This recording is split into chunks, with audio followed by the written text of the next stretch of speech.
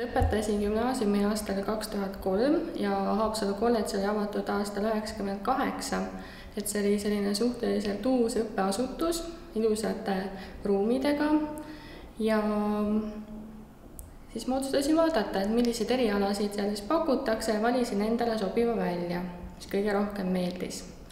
Ja ega siis alguses ei olnudki päris selget ettekujutust, et kui väga ma tahan õpetajaks saada, aga mida rohkem ma seal õppisin, seda rohkem minu soov õpetajaks saada siis kinnistus.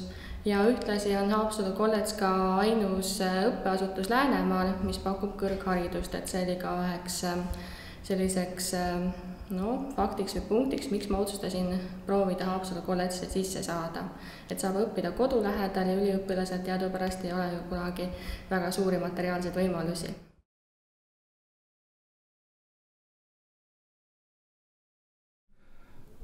See praktiline pool, et meile tehti asjad hästi praktiliseks, et anti erinevaid metoodikaid, hästi palju võimalusi praktiseerida õpilaste peal. Ja selline hästi ühtne kursus oli meil. Selline kursuse ja kamba vaim oli meil hästi suur. Et see on kindlasti selline väga positiivne mälestus kolledžist.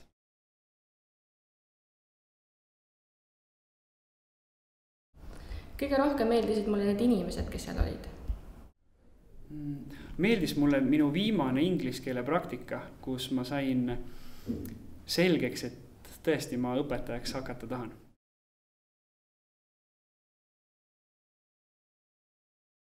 Peale kolledži lõpetamist taotlesin Viimsi keskkooli tööle ja praegu töötan siis inglise keele ja kehalise kasvatuse õpetajana. Peale õpinguid proovisin siis sisse saada või siia tööle saada Viimsi kooli ja siis mind võeti tööle ja nüüd ma olen 1. klassi õpetaja.